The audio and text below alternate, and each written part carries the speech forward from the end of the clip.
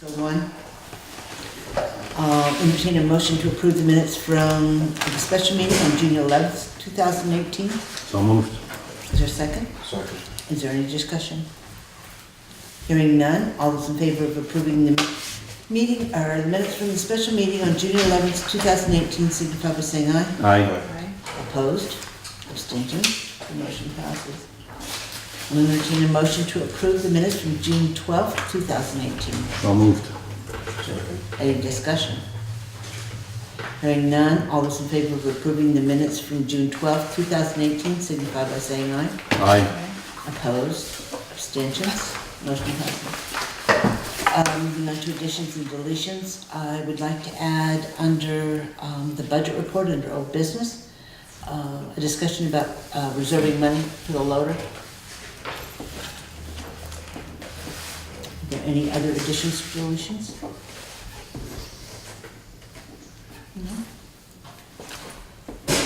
Hearing none, then I entertain a motion to take the agenda out of order and move down to number 8, members of the public. So moved. Is there a second? Second. Any discussion? Hearing none, all those in favor of amending the motion and taking members of the public first, signify by saying aye. Aye. Opposed? Abstentions? Motion passes.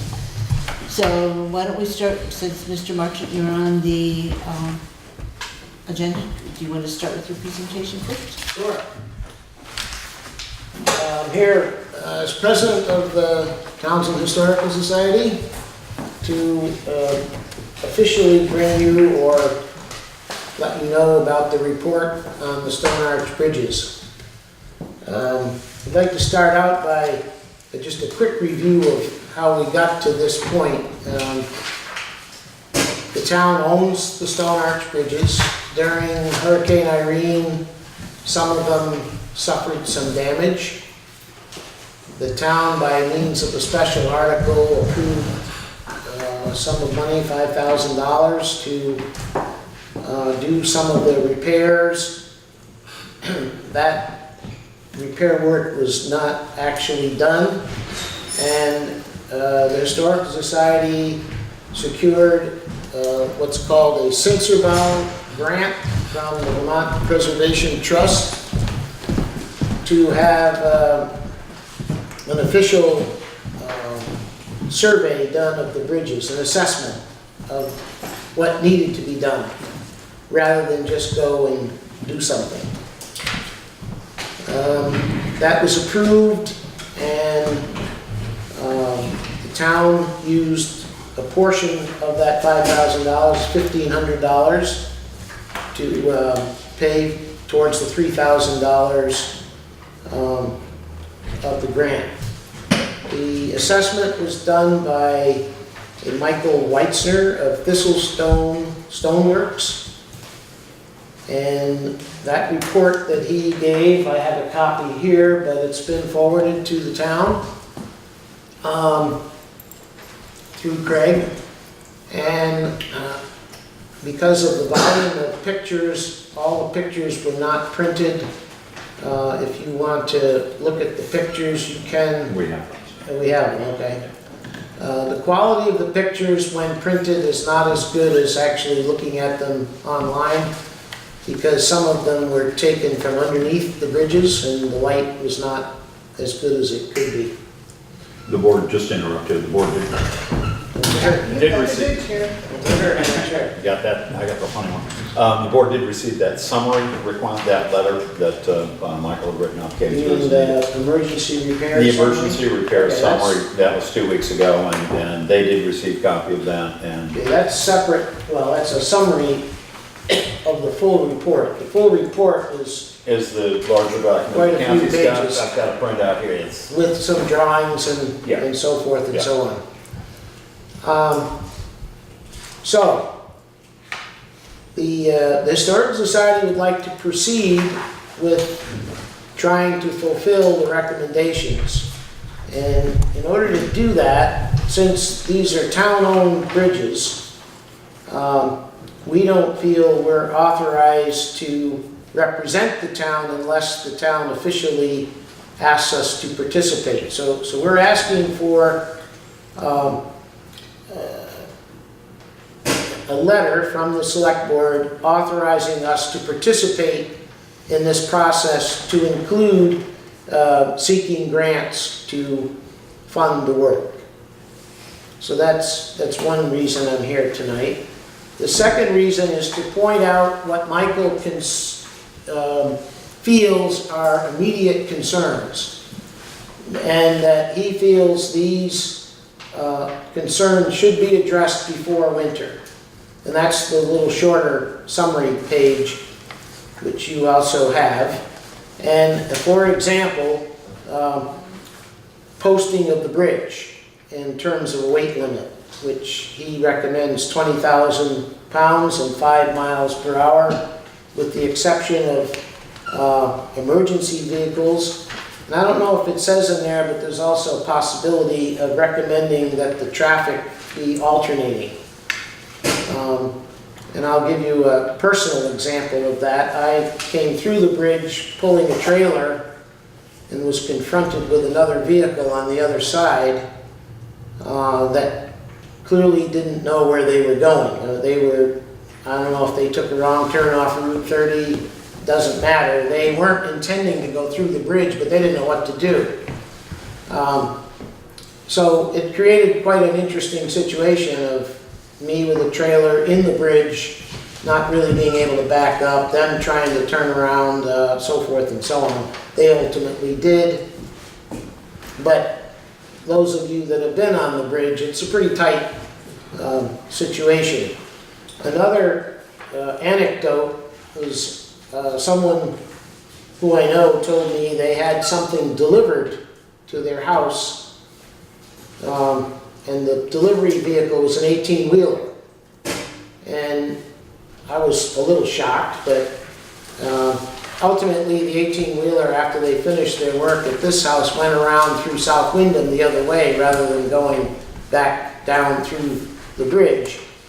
I personally don't think, this is the West Townsend Bridge we're talking about, I personally don't think 18-wheelers should be on that bridge. The issue with the weight, according to Michael, is vibration. You're dealing with a dry stone piece of masonry, which is true for all of the bridges, and heavy weights on them vibrating shake the stones. Michael's perfectly willing to be in contact with the board regarding this report, and it's my understanding he's also willing to meet with the board to go over any questions that they have.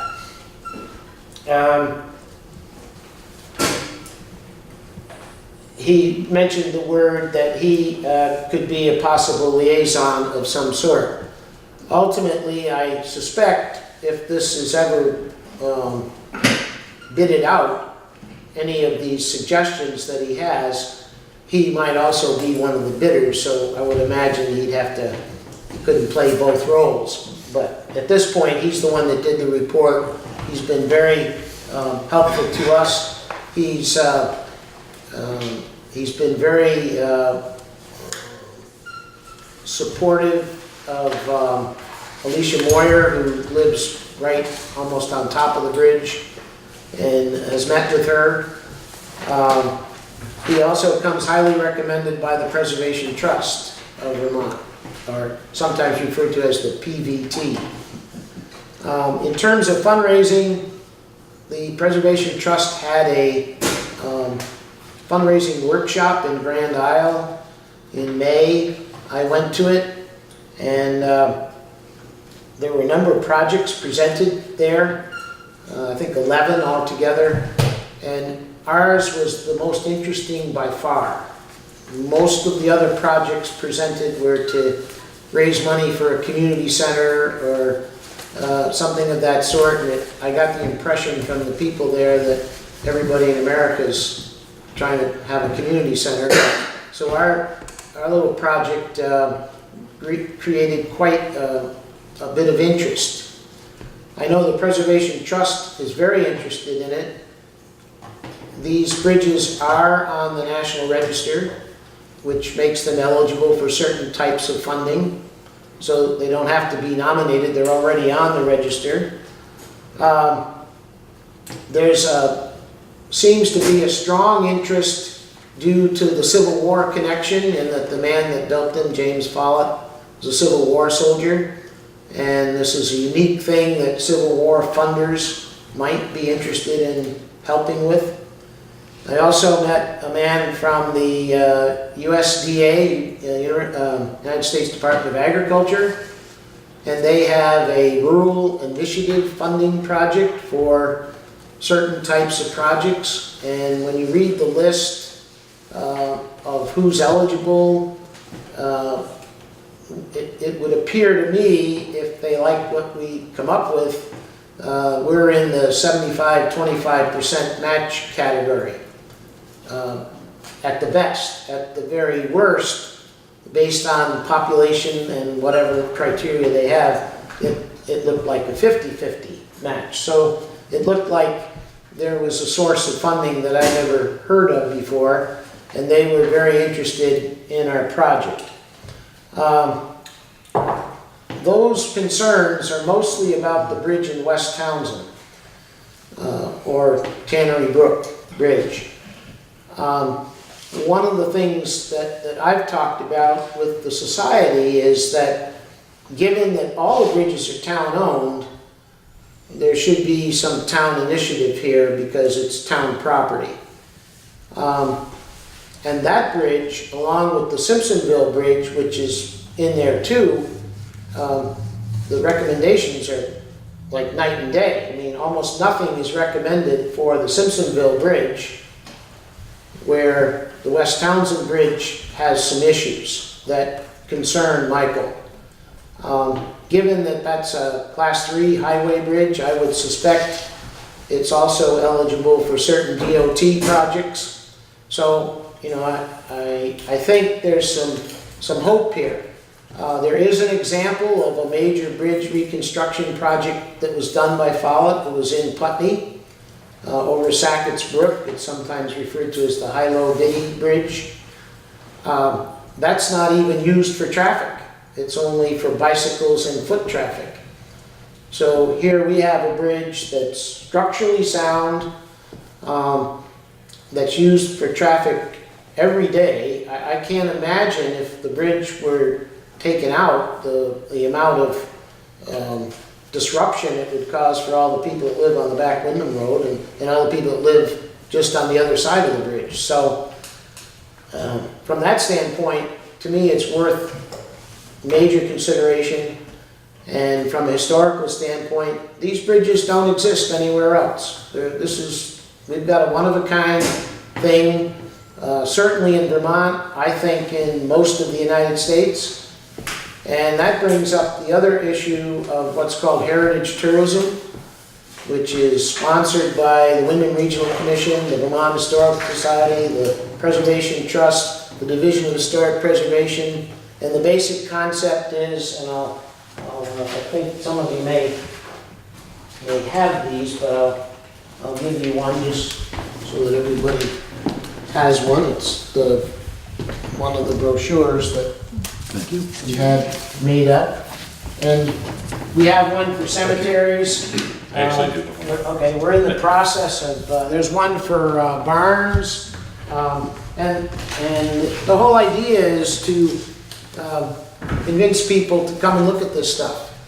Whether it be a railroad bridge or a footbridge or a traffic bridge or a dam or a covered bridge, it doesn't matter.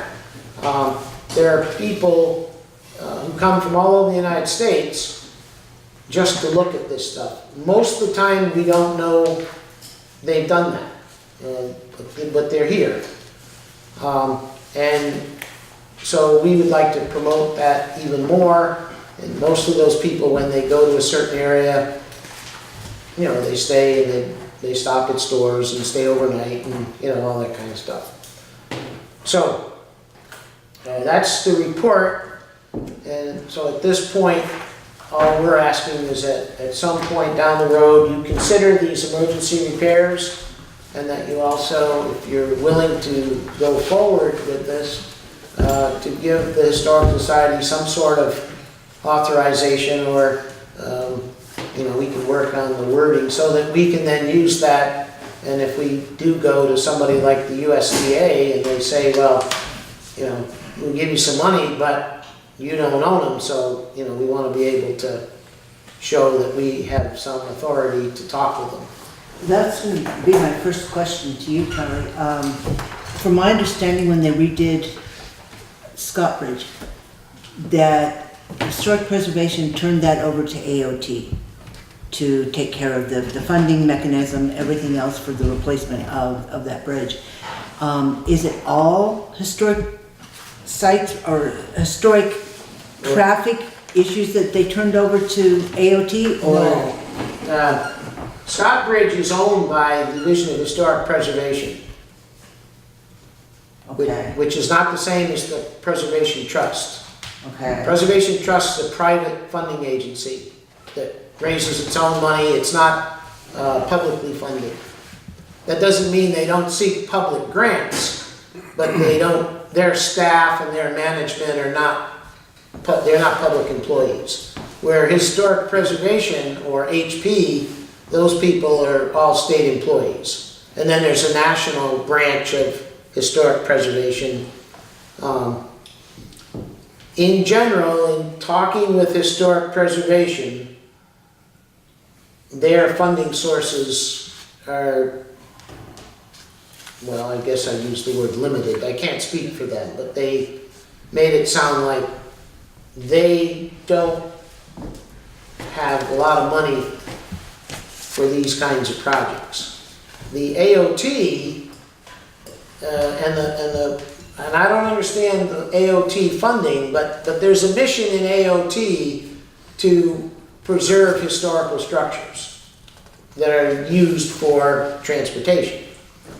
And the difference between Scott Bridge and like the West Townsend Bridge and the Simpsonville Bridge is those are active highways that are used 24 hours a day. That's a whole different ballgame than Buck Hill Bridge, which is, well, actually, that's not true. The Buck Hill Bridge is, as I understand it, is the end of the Class 3 road. And then once you cross it, in other words, so that bridge would also be under highway consideration. The only two wouldn't be under highway are Fairbrook by Royce's house, because it's bypassed, and the one by the state park. Those are... Stone Arch still active? No. As I understand it, the town right-of-way ends at the north end of the bridge. So you just cross the bridges. So technically, it's a Class 3 road to the end of the bridge. Which means those bridges should be numbered and should be in the highway system, I would assume. As bridge number 63 or whatever. Well, again, I wish the highway foreman were here so he could actually give us some information concerning that end of it, as far as, is that counted in our road mileage that we get credit for, et cetera? When the Buck Hill Bridge got plugged up, I did go and speak to Kurt, and he checked it out, and he said, absolutely, we can go and work on it,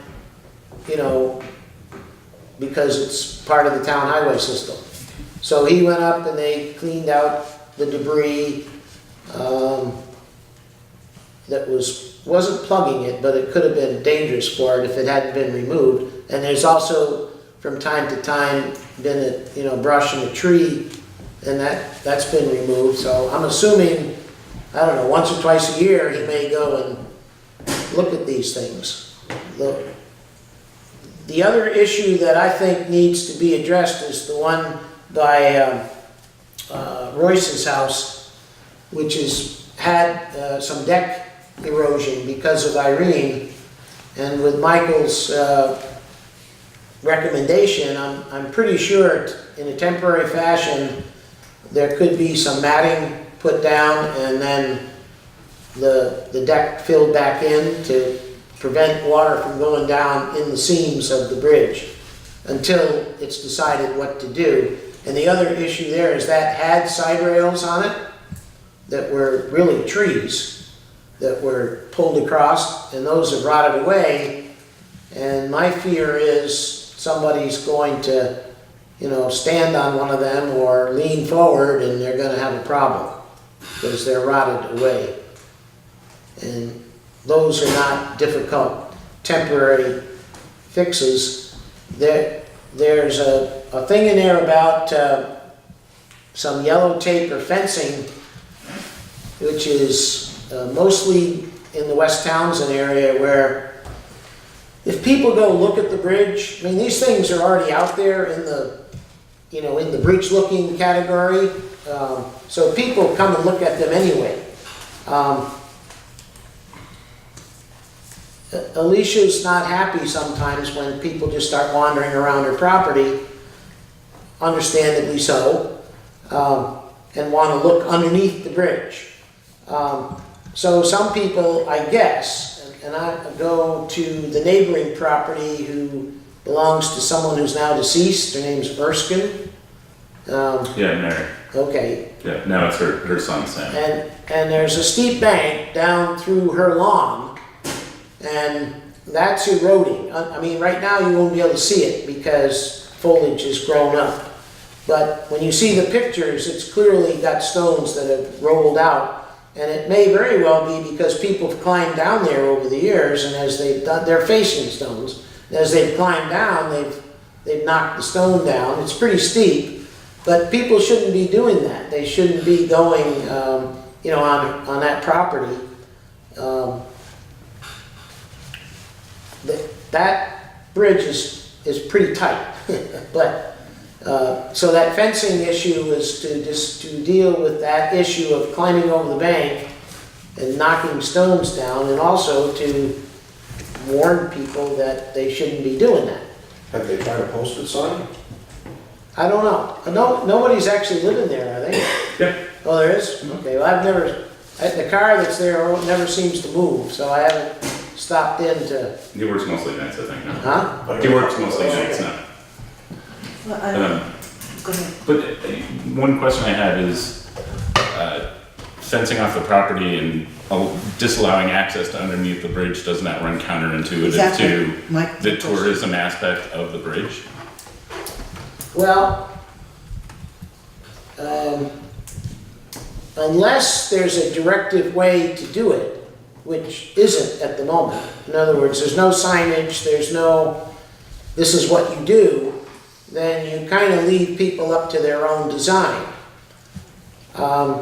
The road that goes down to Foreman's, is that a driveway or a public road? Yeah, that's an open question, but we believe it Okay. is a right of way to which the fire department has Right. some access. So you see what we're getting at here, with particularly with that bridge, and is you've got close confines there that probably in the long run need to be addressed. In other words, if you want people to go look at a bridge, then you have to be able to give them a way to do it. If you don't want them to look at it, then it's, the town owns the bridge, and I assume owns the abutments and owns what they call the parapets and owns the facing, and, I would And assume. the town has a certain right of way on either side of the bridge. That's You take right. Simpson, and So- I own 3 sides of the Simpson Brook Bridge. Yeah, so, on the other hand, every time I've wanted to go look at, say, the Simpson Brook Bridge, if I go to Carol's house and say, is it okay if I walk across your lawn and walk, underneath the bridge? She said, fine. On the other hand, you'd have to walk either through the poison ivy, which that's probably not a bad thing, but for some people. But to get in the water and walk upstream, that's public, anybody can do that. So you gotta be able to get to the water. But I'm thinking more in terms of down the road signage, the other bridges that are more accessible. Which are or 4 of them out of the 6 are easily accessible. Well, just to bring everybody up to speed, I mean, the cost projection for just the West Townsend Bridge, I believe, as soon as I get back to that page. Now, there you go, is a total of about $283,000. Sound Yeah. about right?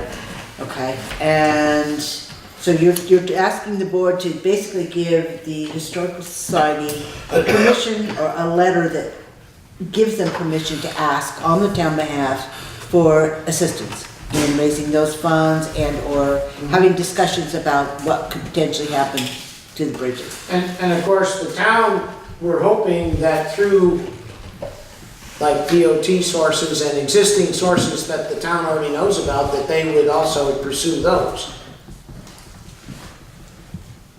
The first question, I think, is probably a jurisdictional one, as to who really has the authority between the Preservation Trust, the town that owns the bridge, DOT, which authorizes Inspection. certain funding and inspection and bringing it up to certain kind of standards. And I don't know if those standards still include stone arch bridges or not. And I know you can get, funding for help with a lot of bridges that are steel and cement anymore, but I don't know that they have experts in stone work that are out attending to. In any case, it becomes kind of a jurisdictional matter, as I'm sure you're well aware.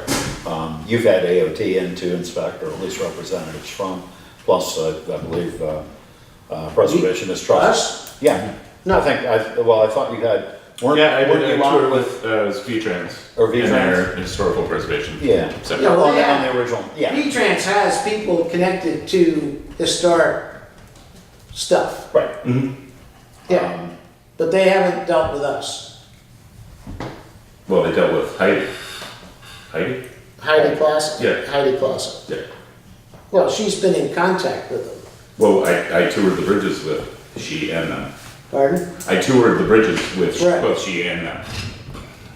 And one of the things that came up as a result of that is, according to the last bridge reports, it wasn't in such disrepair as to trigger better, more easily accessed funding. Well, And that was, what, fall? Last fall? what I'm going by is the report that Michael gave, and I can only state that I would call myself an expert in cemetery preservation. And if a number of people walk out and look at a cemetery, they would say, well, it just needs this. And that's the $2 fix, and I'd look at it and I'd say, no, it needs the $20 fix. Because nobody knows what's under the ground until you start looking at what's under the ground. So I respect Michael's view here based on the recommendation of the Preservation Trust.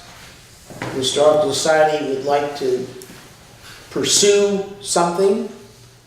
The West Townshend Bridge is a public highway bridge, and the Historical Society feels that the town should try to make it in better condition.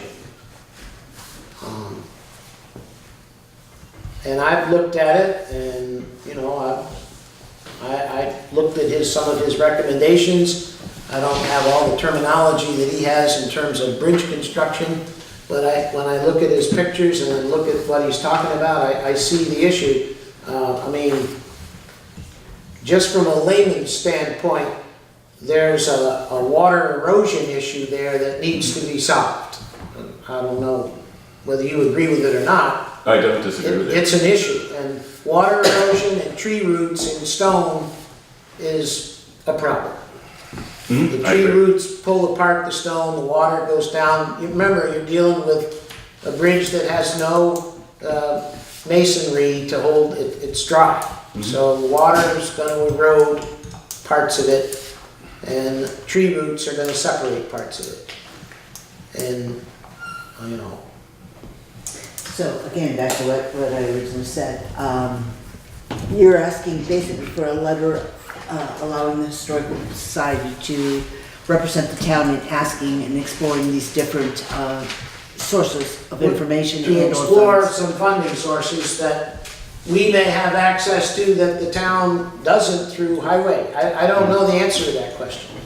I've been led to believe by, for example, if there's some Civil War people out there that think this is the greatest thing since sliced bread to fix the bridge built by a Civil War veteran, we would like to find that out. We don't expect the select board to go try to find that information. We're willing to try to find that information.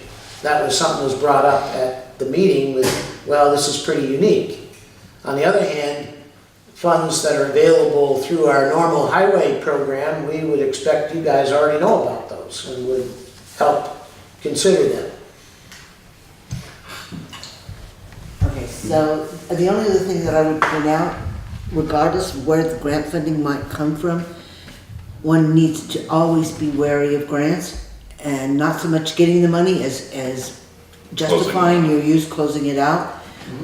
Because the town repeatedly finds itself in situations where we have to go through a state audit for those grant funds. Was it 2? What is it? What is the limit now?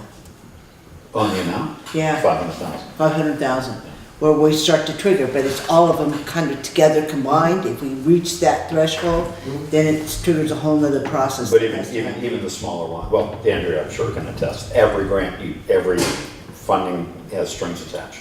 There are always. And lots of them. And some of them go on for years. The people at the conference indicated that when you go looking for grant, one of the problems is people think that they're gonna solve all their problems with a grant, which is not true. But their point was, if you weren't at least 85% sure that you could secure a grant for a particular project, don't bother applying for it. Because you're gonna waste a lot of time to be disappointed, and then if you relied on that grant process and had no other plan B, then, you know, then you're kind of stuck. Okay, so I guess the question for the board, do you have enough information that, or would you like to think about what you want to do in the way of a letter for the Historic Society? What's your pleasure? I would like to maybe table this so I have a chance to read the full report. And This is the full report, Yeah. by the way, except. I haven't had a chance to read the whole thing. Yes, pictures aren't in here, but. Anybody else? I'm good with that. So you make the motion to table? Yep. Okay, then we will pass this amongst ourselves. Everybody gets a chance to read this, and we'll get back to you and let you know one way or another how to move forward with a letter. And then, at some point, we'd like some feedback on the quote, emergency recommendations and where you stand on that. Do you have the emergency letter? Yeah. That was 2 weeks ago. Yeah, we have a copy of that. Okay. I don't have You know, it in front of me, but that's that was fine. a smaller, right, that was a proposal for this summer. I'm gonna say $6,000, something, $6,500, somewhere in there. Okay. So I'll have to get another copy of that, but that was 2 weeks ago. I don't have that right now. So, yes, we will get back on that one. You seconded that, Steve? Yes. Okay. Okay, thank you very much. Thank you. Thank you, Charlie. Thank you, Charlie. And here's the report. I don't know which you have a copy? I don't. I only have the two. I will make more for everybody. All right. And my guess your focus will be on the West Townsend Bridge. So we'll copy that one out.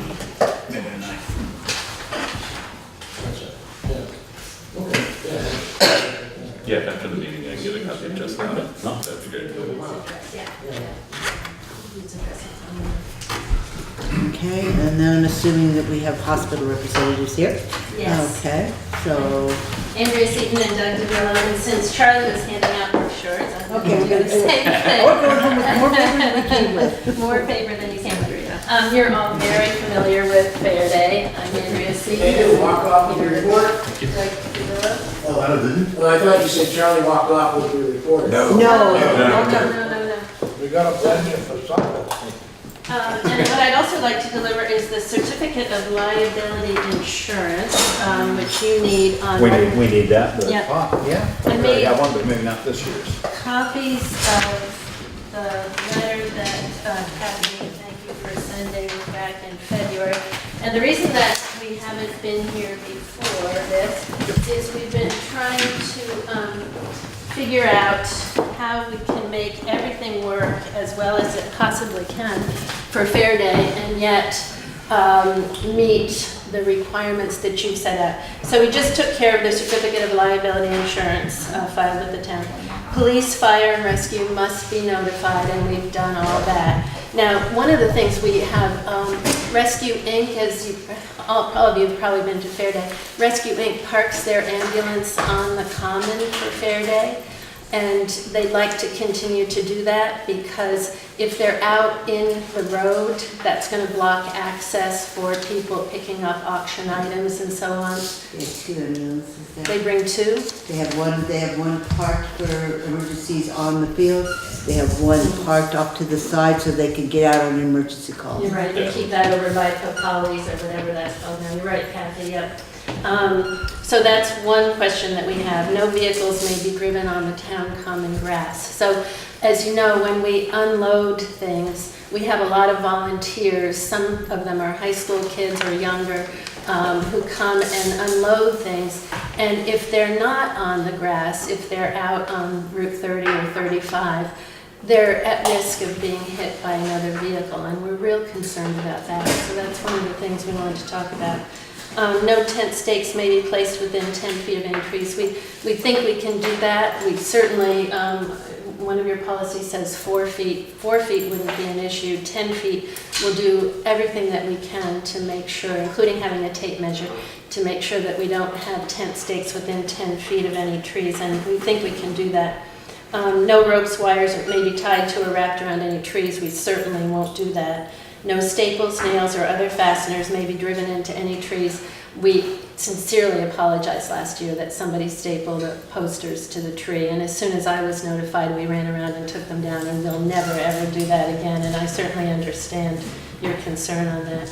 Propane tanks must not sit on the grass for more than 72 hours. That's very generous, and we'll probably have them off by Monday morning. If we don't, we have a call into CODA and CODA right away on Monday morning. I hate it when I drive to work on Monday morning and there's anything on that common, because we respect the fact that you're trying to keep the common clean and neat and litter-free, and plus it can be a hazard for people who are coming through, or an attractive nuisance for kids.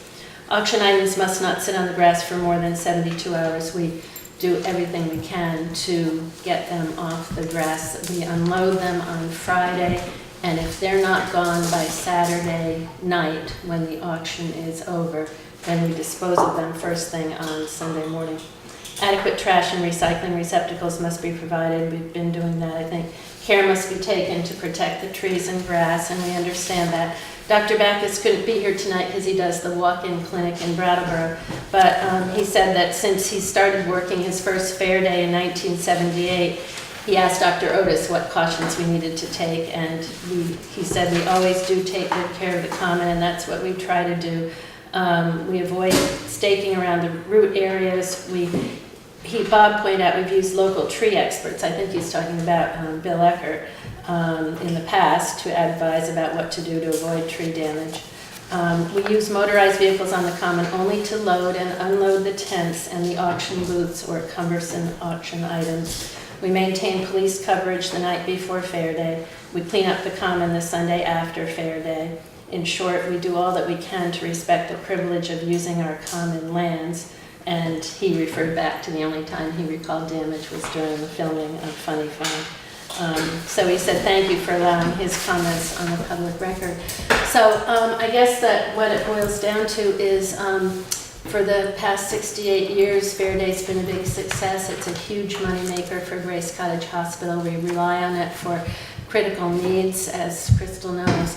And we want to respect everything that you've asked of us, and the concern we have is motorized vehicles. And which I would like to address because I was the one that had the issue last year. First of all, I just want to also state, when it comes to the trees, last year we had one of the tents, the tent for the auction, the big tent, was actually secured to one of the trees there on the end by where Rescue was parked. So it's not only issues with your staff that's putting things on the common, but it's the contractors that are coming in as well, don't know what the rules are, and they're tying off to the trees, or they're tying off, to these other things. So there needs to be some overall oversight of the common as to what's happening to the structures, to the trees, to everything. Individual vendors. As far as, what happened last year was we had a larger truck that was being driven. It was about the size of a 1-ton truck with a lowboy on the back of it. And it was going across the common underneath the trees to the point where it broke off several of the larger branches at the lower end of the tree because the truck was tall. Again, that's not that, we pay to have the trees pruned, Right. so we don't need the trucks to prune them for us. Right. That was an issue. We also had an issue with the fact that when they load and unload, they zigzag all over the common. There's no rhyme or reason to how it's done. So you've got this heavy vehicle pulling a lowboy, with stacked full of lumbered booths that has to weigh a substantial amount of weight, and you're going back and forth and back and on the common. So, the fact that there's no rhyme or reason to how it's being put up, I think is leading to a lot of the difficulties we have with compaction in the soil, that we're having to pay to have them come aerate, et cetera, et cetera, et cetera. That's why we suggested, using, you've got roads on two sides, you've got roads all the way around the common. Other than those booths right in the middle, it's very easy to access them from the outside. I understand your concerns with people in the road. I have concerns on Fair Day with the literal number of people going through the White Elephant tent on Route 30 with their rear ends hanging out in the road. I have that issue as well. So we all can agree that being on the road is not necessarily a good thing. But at the same time, we have to be careful of the amount of times and weight and the type of vehicles that are being driven constantly over those tree roots. Because it's very difficult to maneuver a vehicle that size on that common without driving over tree roots. So that's where that came from, was last year, watching that back and forth and that star and that zigzag as they would load and unload, they'd come back with a new Putting set up of the booths. booths wasn't in a systematic order where you did one and then the next one and the next one. It was Right. one here and then across the common for the next and then back again. Right. So and I don't know where they were coming from. I think they were coming up Route 30 this way, I believe. But they were crossing the entire common to get over toward the Leland and Gray side rather than driving around because the booths had already been set up over here. Right, I And understand. they couldn't get in from over here, so they were crossing the common to get to this side. And just in watching that, just seemed to be a disorganized, it didn't matter, we're driving across the common anyway kind of thing. So there was a lot more traffic, I think, on the common than might have been otherwise required. And again, as I said to you on the phone, and we haven't talked about this very much other than last week briefly, the booths are very old and they are very heavy. I mean, considering their structural lumber. And nowadays you can, you look at the Heritage Festival in Newfane, it's all just Kevlar, canvas, quick, easy, aluminum, erect posts and they go up and they come down very, very quickly. These are substantial booths. And One of the compliments we get about Fair Day is that people feel as if they've gone back to the Oh, yeah. 1950s. No, there is that. So there is the character, and I understand completely what you're saying, Craig, but And there's the I wonder cost about as the well. trade-off of the Sure. cost, and also the danger of wind if there's a heavy wind. Our booths aren't going anywhere. Yeah. Doug, did you have something that you wanted to add? Yeah, I mean, clearly we're here to see if we can reach, a reasonable compromise. I mean, we understand where the concerns are coming from. Your concerns are very reasonable, and our hope is that we could do a better job, a more organized approach to number one, potentially reducing the size and weight of the vehicles that we permit to go on the green, so that we're not knocking limbs off of trees. I mean, that's totally unacceptable. And if that's happened in the past, we apologize. That should not be happening. And if we could make some assurances, and if the hospital can assure you that we'll take personal responsibility for making sure that we do the work in a more organized fashion versus a chaotic and misorganized fashion, such that we reduce the amount of traffic that's necessary to set the operation up, and that we can reach an agreement to continue to have, Fair Day every year, because, it really has become a tradition for Townsend, and people really enjoy it. Yes, it's a fundraiser for Grace Cottage, but it's also something that people really look forward to, and I think we'd be very disappointed if we weren't able to continue this tradition. And there's a lot of labor and a lot of work and a lot of dedication and a lot of love that goes into this event that people really look forward to. They build their calendars and their schedules around it, and a lot of us work very hard to see that the event is successful. But there are so many more people than just the leadership and the employees at Grace Cottage who actually put their hearts and souls into this, and it's really a focal point of their entire year. And so we just want to make sure that we can continue to do it, that it continues to remain a tradition, and we want to do it in a way that's respectful of the property. We truly do want to leave it the way we found it, and we want to make sure that the property, the trees, the character of the center of our community remains intact. So we're just here looking for a way that we can somehow reach a compromise so that people are safe, employees and volunteers don't get hurt, that the trees and the grass and the grounds do not get damaged unnecessarily, and that we work together to assure you and demonstrate to you that we can do it better than we did last year, because it sounds like there were some issues. Well, and I think, as I said, my biggest concern was watching that heavy vehicle pulling that heavy trailer loaded, and it was loaded, back and forth across the common, to the point where I stopped and asked at least twice on 2 separate days that they not drive there, they not do that. And it happened anyway, which is kind of what prompted the letter. We have to do better because the hospital's been using it for so many years. It's just become automatic. It's our responsibility, and I'm here as the new CEO to tell you that that I'm going to be personally involved in this event this year. It's my first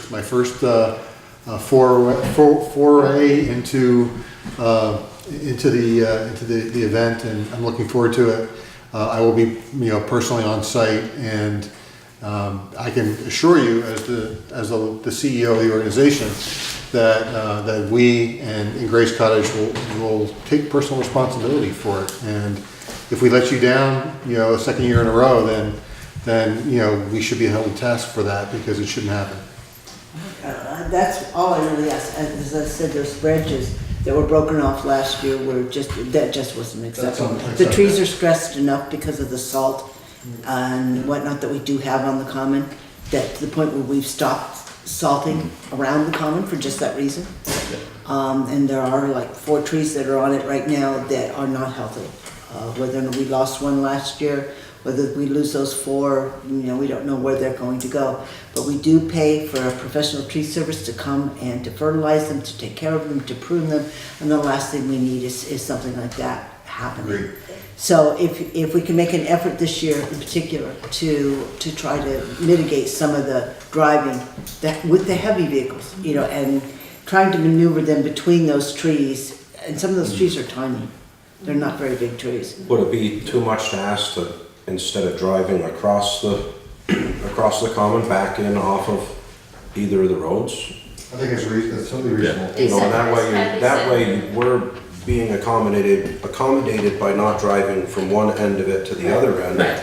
Yeah, And there's no need to cross most the of your whole- traffic, from what I see, is at the outer skirts of it, so. It's like the 90-degree rule on golf course fairways. Exactly. The car, take your car straight, shortest distance to the ball, and then back off the fairway instead of driving around in circles. And this guy won our golf tournament. I play a lot of golf. So. No, I think what you're asking We is can do that. completely reasonable. The only time we would have to get trucks in the middle of the common might be to set up the foundation Right. booth. But straight in, around, straight out but is straight the in, way to straight do it, out. not driving around in And the circles. days that Doug and I have to, we all have to be vigilant, is the Friday, July 27th, that The is, setup when the booths are set up. And then not much goes on during the week that involves driving. And then that Friday is a zoo, as you know, and one of us will have to be out there and unloading, helping and making, really directing traffic. Yeah. I'll give Doug a whip and he can just. Just give me a whistle. He can be the Bullhorn, three-ring circus, what do you call it, whatever. So. ringmaster. Ringmaster, thank you. So I think thank you very much for listening to our concerns as we are listening to yours. Just a word of possible warning. There have been mutant stakes from the telephone company showing up on the common. Yes, we may have some issues with placement this year, with guy wires. They will be moving one pole apparently, and they did put stakes out apparently for new guy wires into the common. That are That have simply substantially disappeared. into the common. Because they were on there for 2 weeks or something, got mowed around or whatever, but they disappeared. But in any case, there are some plans from GMP or Fairpoint to at least move one of the poles. I doubt that it'll be midsummer, I doubt that it'll happen. Closer to the road, right?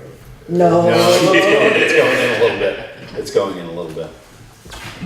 So you just might be aware that Route 35 side might change from your usual location. And let us know if you see anything, help be our eyes Well, and just, I mean, ears. it's just one thing to add. You see it as much as anybody. You drive by all the time. If you leave your garden hose in your grass for 2 days, 3 days, you get a nice. Kills the grass. Right. You put a piece of plywood down on the common, you leave it there, and it rains, and then the sun comes out and it bakes. If it's there for a week, you're gonna do something to the grass underneath it. And those are the kinds of things that just need to be, you can't prevent it all. Right.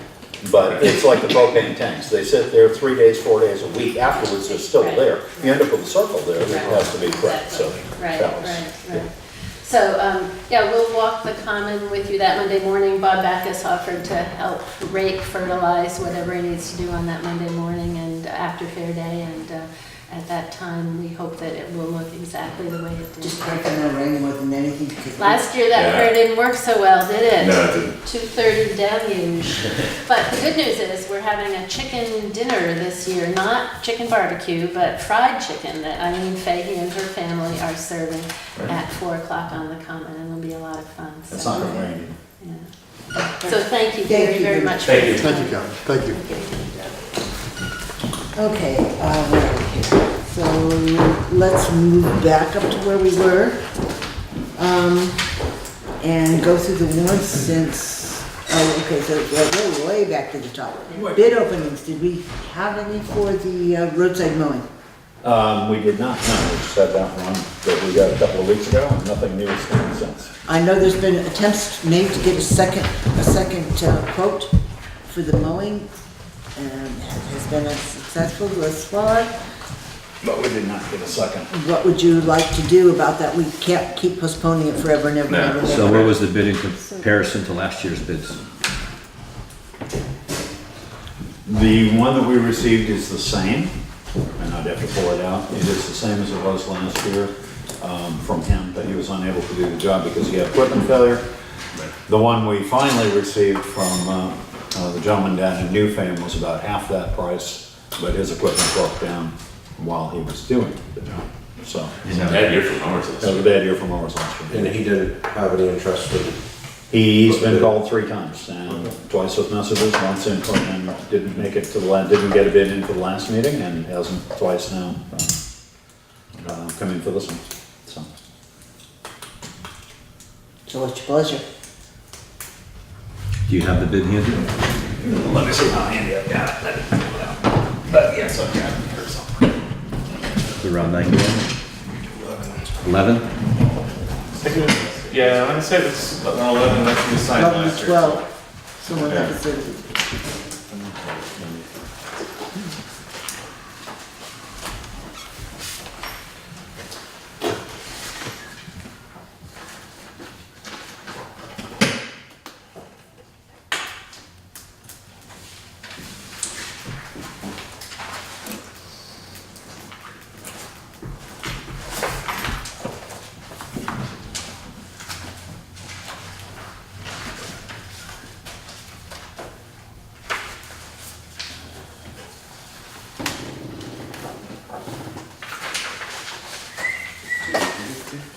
that's some light reading.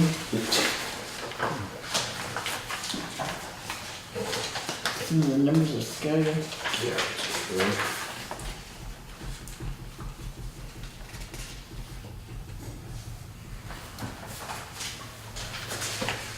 I got it, Craig. You got it? 11,220. I thought I got it. So Kurt, how did you, this is the same man that mowed last year? He didn't mow. Oh, We do, last year Mr. Beatty didn't. Guess he had a problem. Quite a bit of town, not half, quite a bit of town did not get one. It's in the statutes, the state statutes that the town knows. It's in the mowing folder. So I feel like we're. his equipment is working. That's so weird.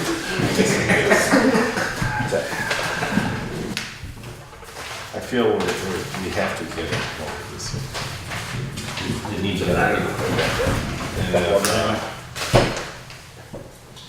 If Bruce Orchid, 5, 6 if copies. Bruce Orchid doesn't finish, if we hire him, he's capable of doing it, he has the right equipment to do it, if it doesn't break, of course. And Mr. Beatty had a brand new tractor, which happened, and that broke also, but, and if he doesn't get it done, we pay for what he did and And that was never, ever, ever hire him again. Yeah, from last year.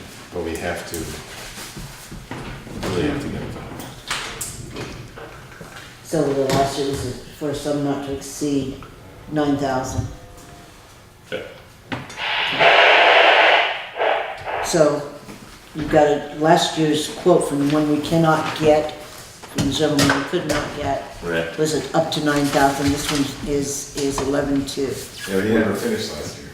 I'd be interested in taking Bruce Orchid's bid at $11,220 with the same specs as he's got here, which is approximately 132 miles roadside mowing, 2 passes, 3 and 4 where possible, over the rail mower, will mow back all intersections, will provide signage, certificate of insurance, liability waiver, W4, if my quote is accepted by the town. Is that a motion? Motion. Is there a second to So that? second, Is there any discussion on it? And that's with the idea that he's going by this for, you know, as an explanation of what he's doing. Yes. can we do a not to exceed? Yep. Yeah. Yep. I just said a firm price in there at $11,220. With those With those stipulations, as he's, you know. As he's laid out, right? Yep, either way, just so that we have a sense of what we're paying for in totality. Yeah. Is there any further discussion on it? No. Hearing none, then all those in favor of awarding the mowing contract to Bruce Orchid for sum not to exceed, or however you want to phrase it, for $11,220. Signify by saying aye. Aye. Opposed? Abstentions? Motion passes. There's my file folder and my contact folder.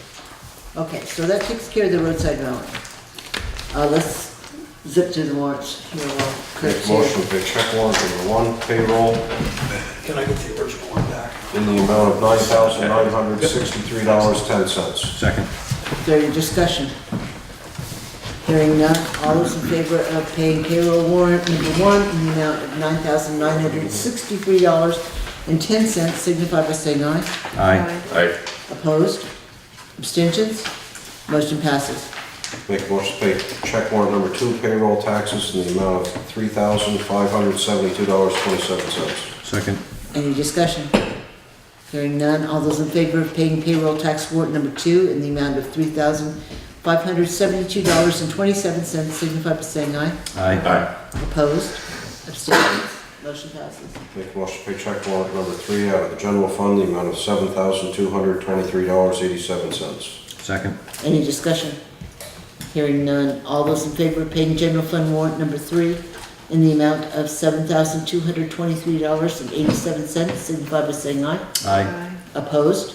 Abstentions? Motion passes.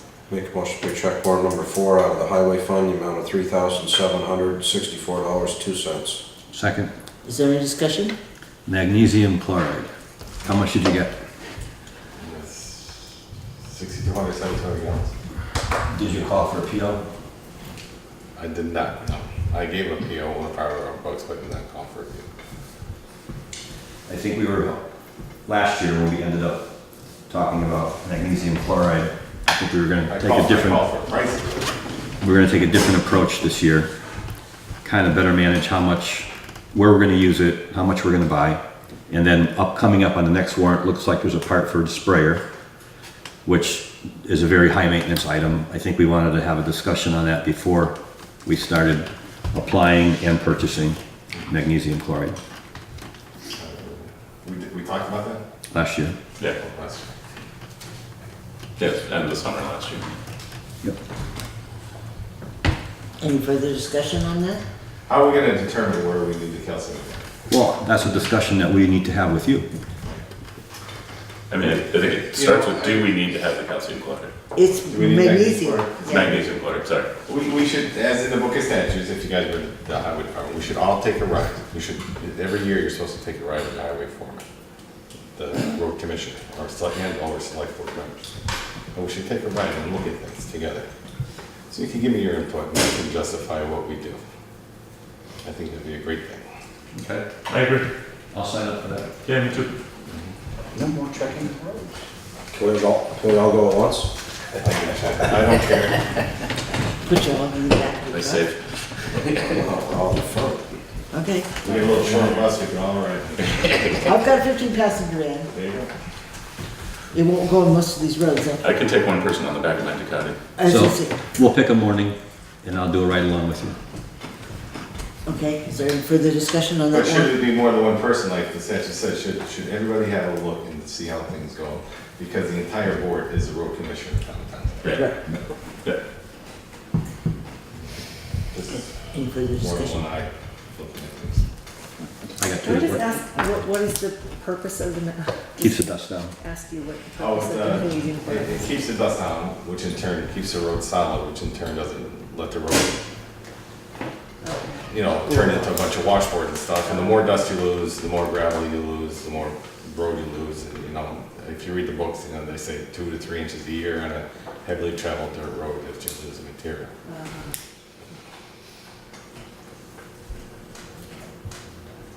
That was your question. Thank you, does. Okay.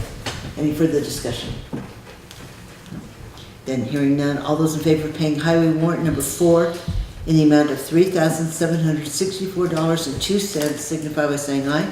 Aye. Opposed? Abstentions? Motion passes out. So we move this on, right?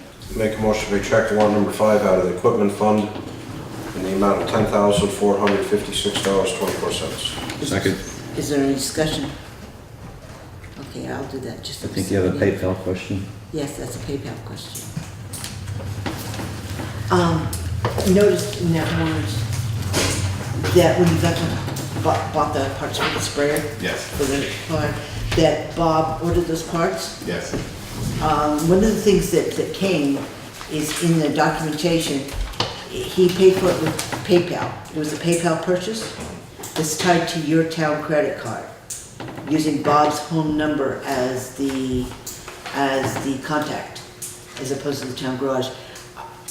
I think for the purpose of clarification for the board, did Bob use the town credit card? Yes. Okay, with your authorization? Yes. Okay, that's, first of all, I'm gonna have to tell you that that's not allowed, simply because we've gotten into the issue in the town hall. When the listers need stamps to send out grievance notices, they will only accept the credit card from the person whose name is on the credit card. Okay. Okay, so we have to be a little bit careful with that, particularly since it's going through 2 steps. And to be able to use it in PayPal, he had to submit the number, now we don't, the number's within the PayPal system. So we need to be real kind of careful about how that card is. I was standing right there. I'm just saying that because of the way this works, Yep, I got you.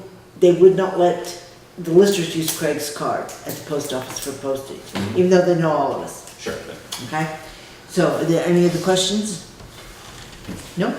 Then hearing none, all those in favor of approving equipment warrant number 5 in the amount of $10,456.24, signify by saying aye. Aye. Whoops, but I just run into a staple. Opposed? Abstentions? Motion passes as soon as I can get around the staple. Make a motion to pay check warrant number 6, warrant number 6 out of the general fund in the amount of $25,942.20. Second. That is out of next year's budget, not this year's. And that, The checks will be dated after July 1st. Some of them are time sensitive. The Wyndham County tax is due on the 5th. There are some other ones that are due also. But they're Number next 6. year's bills, essentially, and they won't be paid out of this year's budget. so what was? Number 6 and number 7 are next year's. Right. But what is so out of control in this one Which one? for $25,000? With the Wyndham Superior? Okay. Yep. That was one of those. Part of it ones. is asset. You're paying The insurance. the insurance. The insurance, okay, that's what it was. Is there any further discussion on that then? Hearing none, all those in favor of paying the general fund warrant number 6 in the amount of $25,942.20, signify by saying aye. Aye. Opposed? Abstentions? Motion passes. That gives you the sovereign immunity you were seeking. Whew. Make a motion to pay check warrant number 7, highway fund, amount of $1,380, $1,380. Second. Is there any discussion? Hearing none, all those in favor of paying highway warrant number 7 in the amount of $1,380, signify by saying aye. Aye. Opposed? Abstentions? Motion passes. Okay. So that takes care of that. I do want to note, you should have all had a copy in your box of the vacation schedules that are known thus far. And so then we'll let you do whatever you have to say in the way of a report. Nothing? Been ditching and putting a couple culverts, like I talked last meeting, I wanna order some culverts. Because we're only down to 2 culverts right now. And we were gonna hold back until the tax rate was set and we know what we're talking about. We did have a small storm come through last week, we've been cutting trees. And today we were finishing up our trees, we cut down a bunch of dead trees on West Hill and Buck Hill that we knew were problems. Of course, you never have enough time, so we're gonna try and do trees at least once a week, if not once every other week. So that's A good. lot of trees. Have you been able to look at the one up on, was it Barber Hill? Barber Road? Yeah. Yeah, actually, no. Barber? It's on the corner of Barber Road and West Hill. And West Hill as well. Corner of Barber Road, West Hill? Yeah, something like that. Or maybe at the Charnock Barber, I'm not sure. But it's We took down 2 trees by Barber. This was a pretty good one, a pretty good size one. I can't remember when that came up. I think it was, I wanna say it was Yeah, I think you run right into it and then the road turns, but I'm not sure. Yeah, I'll, so we took down 2 trees there today. yeah. Okay. We didn't take down any live trees today, only dead ones. We talked to you earlier about the one out in West Hill. You're gonna follow through and talk to Will about that tonight. Just to have them touch base, but she needs a call on that. And has the trees in her property. Her request was to get the timber out of her property, off her property. It's fine, it'll go to the pit or wherever. Any questions for Kurt? He's here? Can put it on that brush pile, like we're gonna burn some of that. No? No other questions? The vacation times that you have, is there gonna be some days here and there that you're gonna take vacation, or are these Yes, the ones? that's a week. So these are the big days. These are the big ones, yeah. So we got still small days. We still have small days. I don't take a vacation all winter, so I can take small days here and there to get my own stuff done. That's what I do. Anything else? And Bob thinks last 2 weeks in October, is that, he's just not sure. He's not sure. Okay. That's why it's a good question. All right. Then if there's nothing else for the highway department, then we'll say thank you very much and thank you for being patient. Did the snow blowing come up? We did not mention the snow blowing on that bridge. That's, That's when we will deal with later. We'll cross that bridge again. We'll cross that bridge, yes, sir. Kurt, I did want to tell you on the record, I'm right, time's up. No, a number of people were very appreciative of your work during the storm. I just wanted to know that that was true, as was I. Thank you. Thank you, Kirk, good night. All right, then town clerk. Was that? I didn't see that one. I didn't remember She got one a seeing couple weeks ago, and I didn't get one this, Well, there's, with this go through, this. we may as well just fess up that there's been computer issues. And leave it at that. Can you see the little blue glow up there in the corner, pointed at you? Yeah. Wear your tinfoil hat from here on out. Yeah. Okay, She had it put so, right over my desk on purpose. yeah, we actually did. Treasurer, Mr. Dino? Sweep account, $615,003.92. Checking account, $32,684 even. Okay, and just, No, I'll take your word for it. It just, the schools must have cashed their checks last week. Yeah, they did. No, I saw a bank statement at the better part of 980 or something, and that just, because this is all the money we've got until September. no, August 31st. August 31st. Yeah, okay. Maybe. Except that we do have a piece of paper signed in order to get some money back from the Bridge 42. Right. And, You know, those aren't on here. yeah, they're not on the agenda. They're under highway sort of, but anyway, you get You that. didn't put them there. Yeah, okay. I'll go right over there, Yeah, okay. put them on All the right. agenda. Well, speaking of treasurer, there's the treasurer's item right there. Right. Yeah, that one anyway. I don't know about the next one. That's kind of a miscellaneous. So on the green, with the highway and the treasurer, et cetera, we have a request for reimbursement of our costs of the bridge for 42. It's in the amount of $132,000. That needs all of our signatures to be able to submit for repayment, reimbursement. So I'm assuming that you want to get paid, so I'll entertain a motion to sign the document asking for reimbursement. So moved. You were second, Well, we okay. authorized the application for it. Yeah, we should authorized probably the award authorize of it. Yes. The So- prepayment. We have paid for the bridge. And We don't think the state needs it more than we do? So all those in No, favor? no, the state came to terms this morning, so they should. Oh, that's be good to right. go. That's right, okay. No, but I it forgot sounds like about it might be going to a stone arch bridge instead of to, anyway. Yeah. All those in favor of signing the request for reimbursement signify by saying aye. Aye. Opposed, abstentions, motion passes, so we'll go that way with that one. This next one I don't like. Treasurers, but. I'm going to stay right here and say I don't like it, but this is our new, This is the road rent. we're renting our roads, and on those, it's been all filled out, and the certification for it reads, I'm going to read this just into the record. Can you read the top part of it for NOI for what? That'll tell you what this is. This is part of the MRGP This plan. is submission of this notice of intent, NOI, constitutes notice that the entity in section A intends to be authorized That's to us. discharge pollutants to waters of the state of Vermont under Vermont's Municipal Roads Grant Permit, MRGP. Submission of the NOI also constitutes notice that the party identified in section 8 of this form has read, understands, and meets the eligibility conditions, agrees to comply with all applicable terms and conditions, and understands that continued authorization under the MRGP is contingent on maintaining eligibility for coverage. In order to be granted coverage, all information required on this form must be completed. Okay, so it's been completed, I said, sure, why not? Filled it out. She's got to sign. and he put my name in there. Thank you very much. Okay. Guess who's going to court again? Yeah, we're going. No, we're gonna get to that part now. Instead of certification under section C, this NOI shall be signed by the principal executive officer, ranking elected official, or other duly authorized employee consistent with 40 CFR, whatever, and certifies as follows.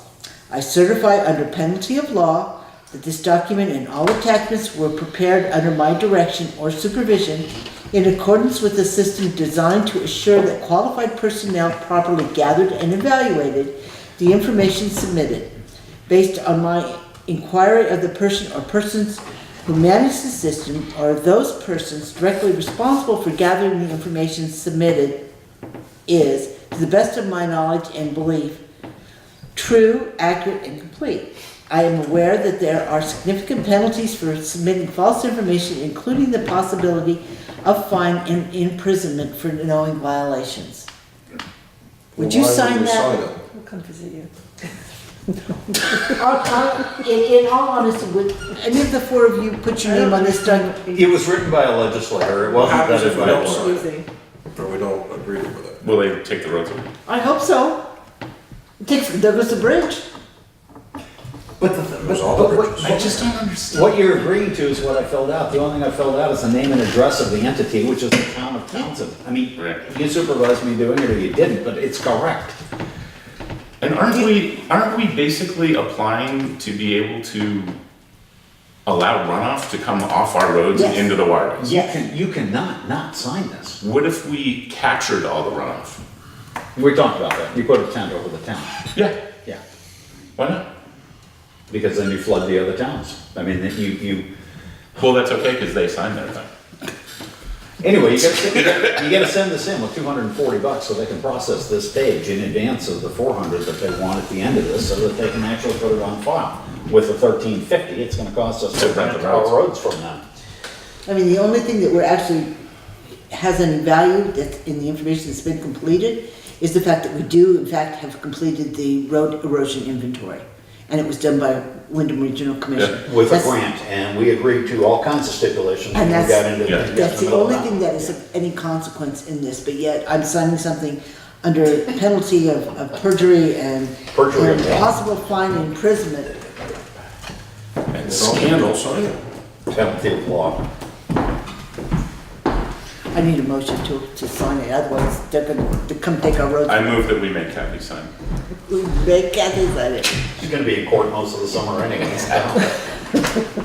I'll do a free transport back and forth to the jail house, right? Thank you all. Is there a second to the motion? Second. Is there any discussion whatsoever?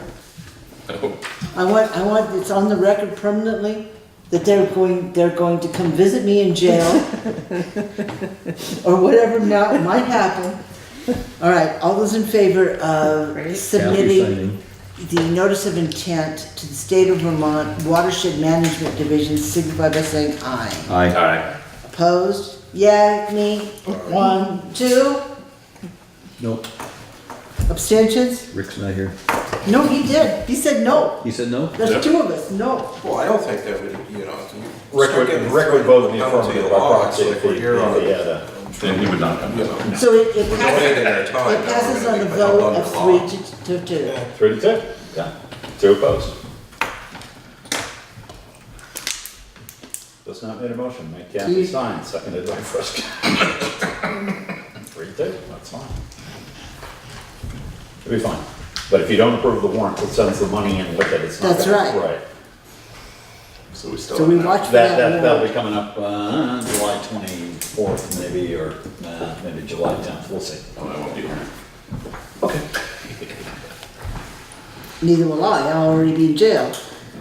I feel like payments. Unrelated. Probably. That's possible too. Now, we do have to talk about law enforcement contracts tonight, so, maybe I should take care of my. Where are you with the reimbursement? Did they already sign that one? Yes. That all set? Okay, good. Okay. And I signed the other one, so all the official paperwork is done. We can all go to jail now. Let's see, we're going on to, where are we here? Old business. Oh, okay, so the budget report, we haven't done a final printout yet because we lost the computer in the finance office and it's in the Twice. process of being restructured, reconfigured, and put back together at the moment, but we should have final numbers and end of the year closeout shortly. One thing we do, this is our last meeting in this fiscal year, we do have money sitting in the account, not much of it, but $120, I wish. $120,000 of that money that's currently sitting in the bank was raised for that loader that's been ordered. Yep. We need to reserve that money, so we can carry it forward into the new year to be able to pay for it. So I'll entertain a motion to reserve the $120,000 for the loader from FY 17 to be carried over into FY 18. Oh, moved. other way around. 18 to From 19, 18 to 19. yeah. Second. And is there any discussion? Do we need to reserve the 120 or reserve the 94.9? You should reserve the 120 at this point, and you can, I would say you could, I would say this is a formality, you don't absolutely have to do it, it's probably good for clarity, and if you want to change the numbers, that's up to you, discuss it. You've already signed, Kathy signed the contract for the loader that at the last meeting you chose to buy. The contract came in, that is already, so that 120 is already, well, not the 120, but the 94.9 or the 95.4, whatever it is committed out of that money, out of that 120. So whether you reserve it or you don't, that's the money it's got to come out of. The remainder, it's going to cost a little more probably than what Nortrax is going to charge us. There'll be an extra $1,000 to pay the town of Townsend on the side of it or whatever. I mean, there are always incidentals that come with Be the service prepping it and putting air in the tires and getting it going. That having been said, the remainder can go into the equipment fund. We do have money set aside for the new 1-ton truck that's coming up, but we don't know if we have enough. We haven't seen bids on that. There may be other equipment issues, and we do have an equipment fund this can roll into, or you can return it when you set the as you think about this, as you set taxes next year and roll it out. Okay. No more discussion. It won't go into the general fund, it'll go into the equipment purchase fund, so. All right, so all those in favor of reserving the $120,000 that was raised in FY 18 for the loader signify by saying aye. Aye. Aye. Opposed? Abstentions? A motion passes. So we just make sure that gets through in the audit cycle as to what happened to that money. But wasn't it raised in fiscal year 17? We have it right now in the current, This- part of Joe's $600,000 is 120 for that loader, that we This- didn't, because we didn't buy the This loader is yet. fiscal year, No, fiscal it year. was voted in on March 16. 16. 16. Into the 7, into the, wait, Right. Yeah. March it was it's voted. 18. In the account right now, you get 615,000, 120 of that belongs to the loader. And you don't want to spend that 615 this summer if 120 belongs, you want to pull that Right. 120 aside. So, It was voted in 17 into 18. so we're down to And now we're moving 495. into 19. Yes, Right, in whole years, yes. not in split years. That's where you get confused. Okay. It's Mo- not the only place. You're moving on to the fountain. I understand that the It's- fountain It's is bubbling. bubbling. Yep. That's always a good sign. That gives for fair days, that gives the kids someplace to go play, they can fall and It hit their does, I saw heads. the town truck on the common. Yeah, fixing it. yeah, mhm. Right. So did I. That's Jeff Russ, and we'll thank him for that. He gets that going every year. Or brought it up. No, that was, Jeff was out there working on it today. he wouldn't have the town truck. Oh, I'm sorry, I wasn't listening to that part of it. I'm fountain bubbling is what I wrote down. But That Jeff was Russ got it. actually to, Mom, I believe. Okay, Yeah, let's drive around that. yeah, that was Finnegan. Oh, Driving for town around truck. the common? It was I'm, on the common. The truck was on the common. Doing what? Hauling the trailer with the mower probably, because he doesn't do, I mean, the park benches were put out a couple of weeks ago, so that wouldn't be it. see, here we go again. Anyway, Well, I'm gonna make a note to have Mike not drive on the common. That's not good PR at this point. well, That's we it's should. unnecessary. What would he be doing on the common with the vehicle to begin with? I don't You're know. supposed to mow it. He was mowing over the weekend, so it must not have been Finnegan, because he wouldn't be mowing already. He was there Saturday. Oh.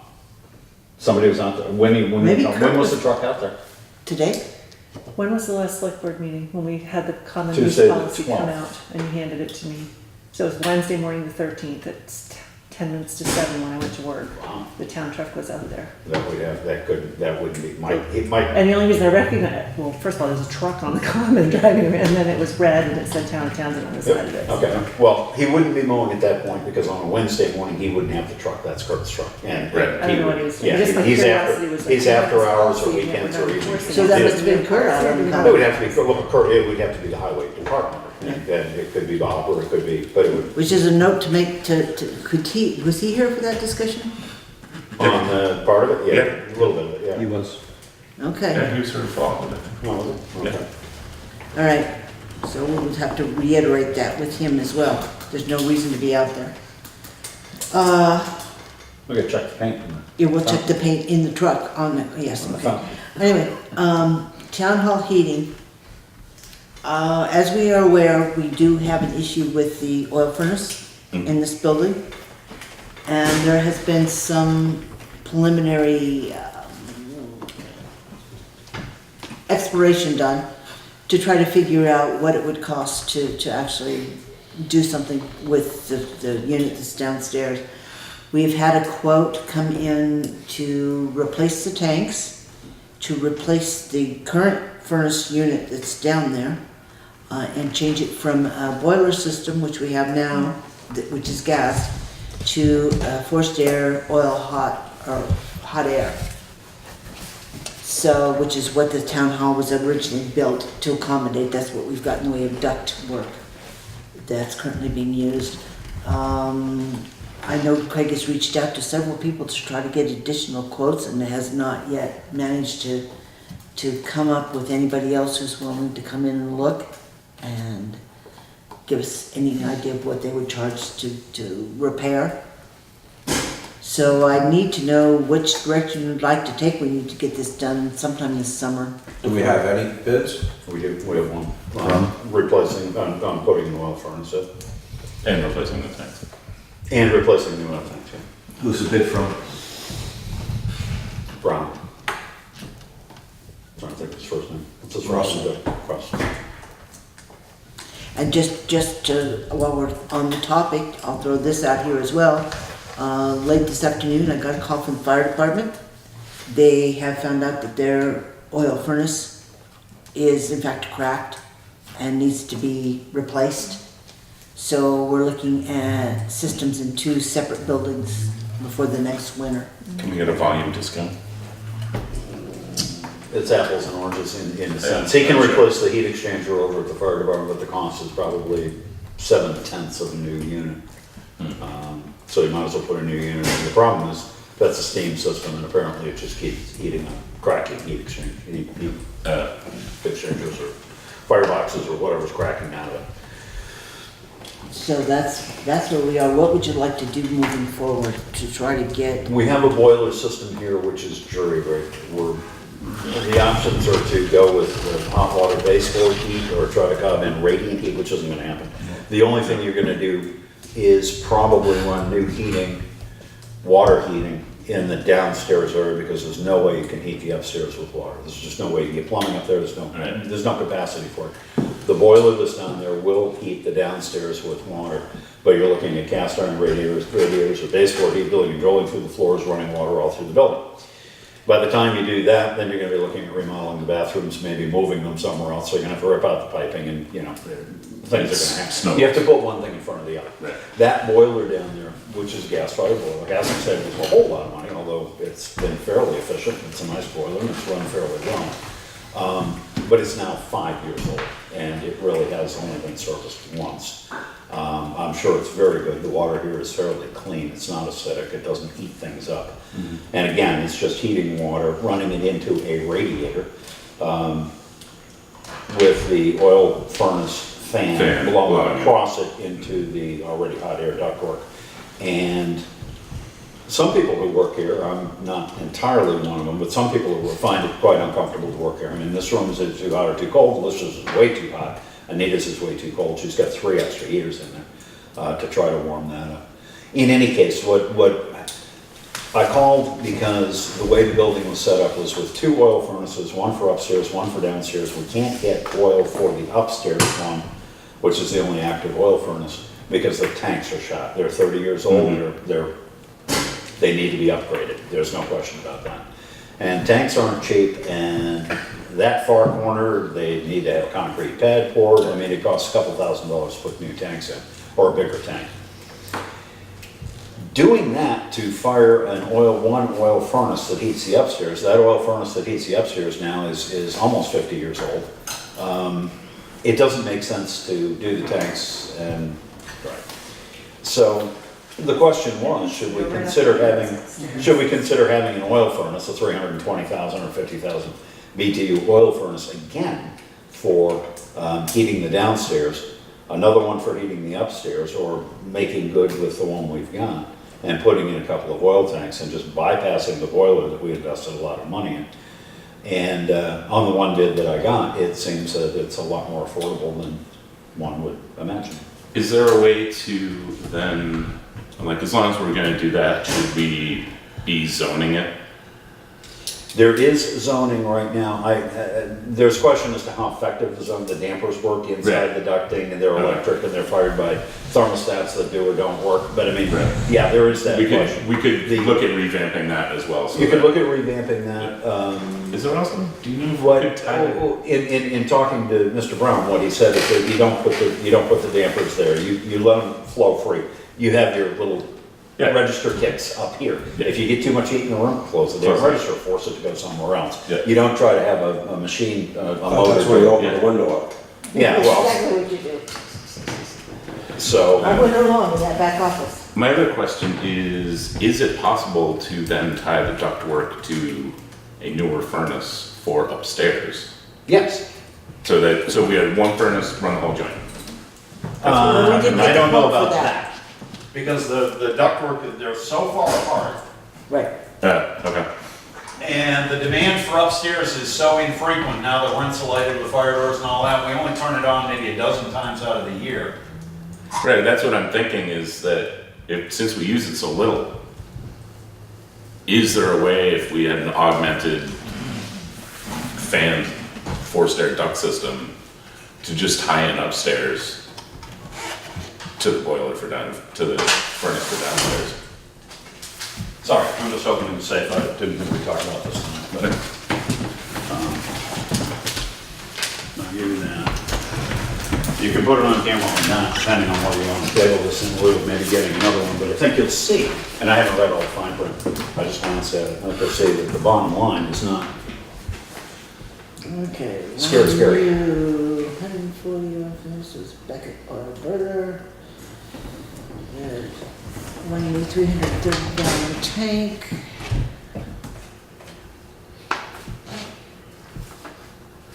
Okay. The tank will be placed on the cement pad where the gas boiler is now, so that's how we got around the cement for the tank. And it puts the tank, instead of 100 miles away into that corner with the furnace way up in this corner, it puts it more centrally located. So it includes the removal and proper disposal of the old furnace, the old gas boiler, the old oil tanks, and all piping. The town's responsible for cleaning up the basement. That's a full-time job. No, it's a couple days, it's not a problem. The cost of this. Which part of it? The storage or the other stuff? Let's just get the trash out, and I've been meaning to do that forever, I don't have my. The total weekends cost of available. this installation is $6,800.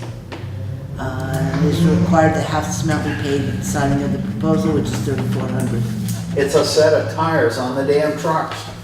I mean, come on. I mean, compared to some of the other things we're looking at here in this building, it's not that. And even if you said it's gonna cost you half again as much, it's still under 10. And it's, So what that. with the warranty and the service that goes Okay, along so with it. just for my own clarification, that would replace the furnace that heats downstairs. This furnace that's under Steve's feet, right now, that one, that That heats is it heating downstairs. this floor. We would continue to run. We'll fix we, this we one. could run, we fix that one. It's a new burner. Okay. Could be if it goes. Certainly have a chance. We'll know what happens. But if you take that as the price of one and double the price to two, it's still a lot less than we put into that boiler.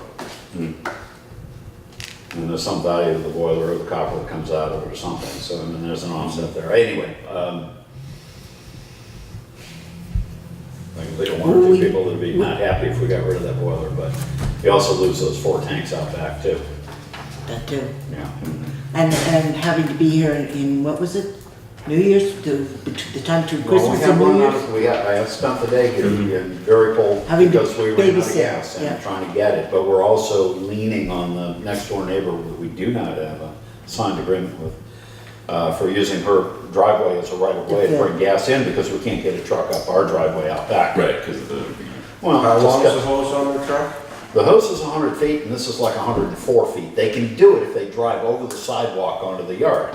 How far is it from the back corner of the They building? can't get up. They can't get past Dutton Gym They can't because get we up didn't there. build a very good driveway I'm not down saying there. they're gonna make the turn, pull their hose out across the back part of the building. Maybe. Park on. Well, I mean, we're trying to reinvent the wheel here. And they've got a hose on the truck, they've got 100 feet for 100-foot areas. Right, Joe?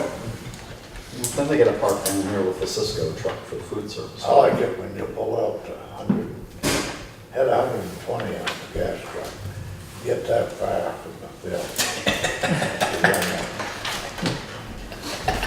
So, you know, that's what we have thus far.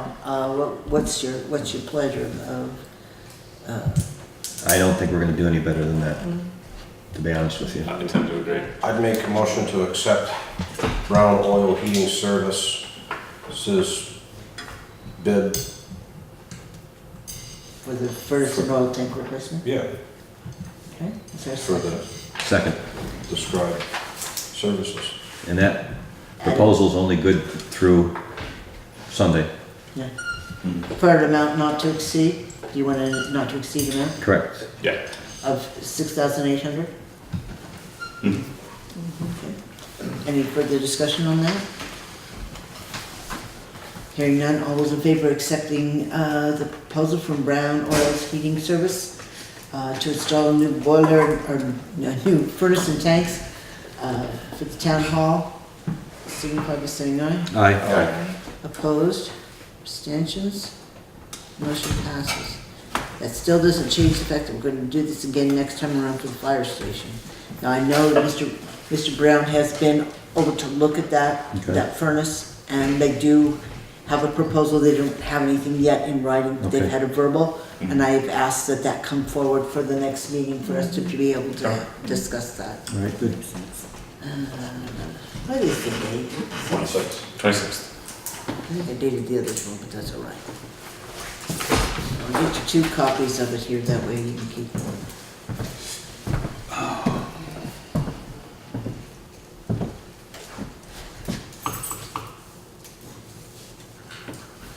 Thank you very much. All right. Tax workshop, that basically now that it sounds like the budget is going to be allowed to go through without signature. We should be getting the schools tax rates, which is 3/4 of the tax bill that we send out. We do need to, at some point in time, sit down and once that number comes in, and Craig and I will work on getting the town number together with Elaine. We'll need to sit down and actually have a workshop, put those 2 numbers together and come up with an actual tax rate that we can base the tax bills for next year on. So we need to have some flexibility at this time. We don't really know when that's going to happen. We don't know when the state will get the school numbers down to us. So we'll be ready to go as soon as they come. It's one of those indelible things you really do want 6, 8, 10 pair of eyes on it because it's, once you do it, and it's done. Yeah. Yep. And I do know this year's going to be a little more challenging anyway, just because of the fact it's going to be late. And as we just found out, money-wise, we've got a lot of projects in the work. We've got a huge paving project in the works. We haven't gotten paid for the bridge yet, you know, et cetera, et cetera. Yep. Money's going to get really tight. So we need to be able to get these bills out as soon as we do get the schools numbers. So you'll hear from somebody on it. We have to get together tomorrow type basis. Gotta get our tax collector Yeah. moving here. Johnson property update, believe it or not, Yep. And nope. huh? Yep. And nope. No, No? not believing it. No? Okay.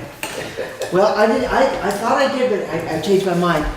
We did receive notification from the attorney that in fact the tax notice had been taxed, and with a request to contact the sheriff to see about going out and taking possession of the property. The suggestion was this weekend, either Saturday or Sunday. Craig responded to the attorney and said he would contact the sheriff and try to set up a time to go out and actually do this, take possession of the property, which I don't believe you've got a response to. Saturday, 1 o'clock, I suggested I can be there and whoever else, and we can. So we don't know at this point in time exactly when that's going to happen, but we're evidently at the end of our waiting period, and all we need to do is coordinate with the sheriff's office to actually go out and take possession of this property. Which then leads us to the next big step in this process, is what do we do with it now that we have it? I think we sell it as is. Quicker the better for what we have into it, Well, if we can get that. that brings up another situation, as how you would like to offer that. You know, you can do the whole higher bidder thing, you can list it with a real estate agent, we can potentially do a lottery, figure out what we've got in it, and if you're interested in the property for this price, put your name in a sealed envelope, we'll draw it out of a hat. I suggest you get a legal opinion on that. And we will get a legal- That suggestion came from a lawyer, and I think That's interesting. well, You know, you would put it in the paper, you'd still warn it as you always do.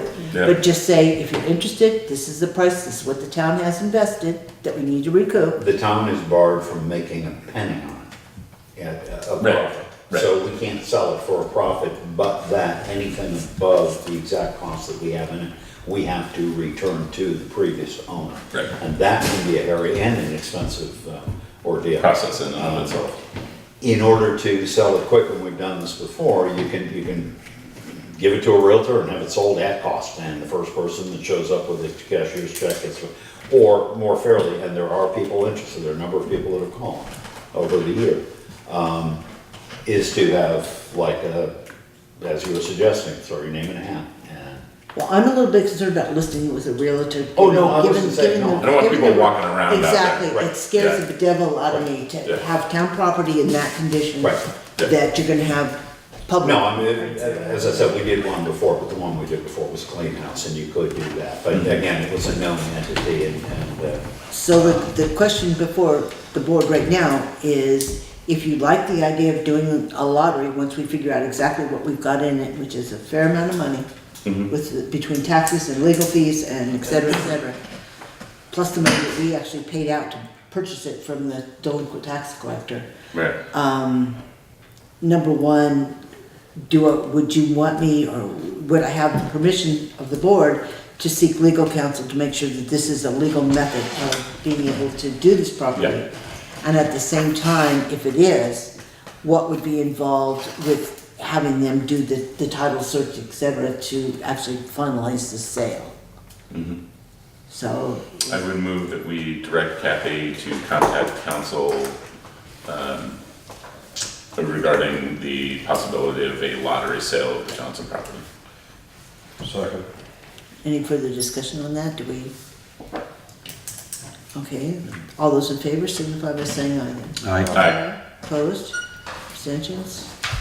So I will then get in touch with the attorneys. I'm not sure which one I'll be working with. And just pose the question and see if that is a satisfactory method for doing this. Because I Yeah, do and- have concerns yeah. about anybody being on the property just walking around. Yes, I agree. It's an issue. So I'll come back with the information on that. And it probably will take till the next meeting to actually get the sheriff out there with us to that I actually take believe, possession. and I'm not clear on that, but I believe it's just to officiate. Basically to say, we have been here, we have done the tax notice, we witness the fact that a representative of the town is here, and basically we have done our duty, we say that you are doing yours, case closed, kind of thing. And basically, they can't hand us the keys, as you well know, but I mean, basically to officiate, I guess is the Last I saw, we didn't need keys. You don't need keys, you know? No. How about that? So, That was weird. officer appointments, didn't you have one that you I did thought not. of at the last minute Yeah. this afternoon? You were sitting there going, oh, No, that was very much, that was a woman whose tree fell down and wanted no, to- I thought it was something else other than that. All right, well, I'm drawing a Were you- blank. Yeah, no, I don't Okay. have new ones. Anybody else run across anyone that is interested in filling any of these positions? We do, and it's looking more and more like, we should strongly consider finding a potential tree warden. The gentleman who's been serving us for 5 years, Bob DeServo, has opted out. He has some other things, but he won't accept an appointment at this point as continuing tree warden. So we really should, we have issues. Continuing, almost every week somehow. Or it's getting more complicated or something. Yeah. So, And particularly with the Ashbourne now, like we need to Well, start. yeah, working on that's some what stuff. I was this afternoon. Let's not be crying before we're hurt. before we cut up our feet. I'm just saying. Anyway, I mean, so is the hemlock oleaginous and the endoton. What'd you call me? Anything but hairy. all right, then moving on to law enforcement contract. The only contract that we have received to date is from the state police, and that's based on last year's, which is the hourly rate up to $20,000. So that's 5.64 hours per week. And, And there you have it. and there you have, and that's it. Yeah. I mean, the one thing from the sheriff's standpoint, I'm sure we could get the same type of a breakout from the sheriff's department, but I don't know, looking at some of the other towns and what's going on with the other towns, I don't know how available they actually are to take on the municipalities, and we're having enough trouble just getting this warrant served. So, No. I'd make a motion to accept the state police's contract of 20,000, but Second. not to exceed not to exceed 20,000. that, okay. Is there any discussion on that? Hearing none, all is in favor of accepting the state police contract for law enforcement in towns, signify by saying aye. Aye. Opposed, abstentions, motion passes, I'll sign that in a minute. Is there any other business? Anyone? No? Any need for an executive session? No? Then the next meeting is July 10th at 6, and We have a town meeting after that on the 19th. yes, those warnings, those will be going out, probably end of this week or the very beginning of next week, the notice for the general public, I told Gail Ann this week, but we'll see how Friday morning goes. and they will be sent to every mailing address in town. So hopefully everybody will be getting, they'll be bright yellow, so look for them, make sure you get them. Well, some people are getting a different color probably. Yellow and black. If there's nothing else, then I'll entertain a motion to adjourn at 7:50. So moved. All those in favor? Aye. We are adjourned, thank you.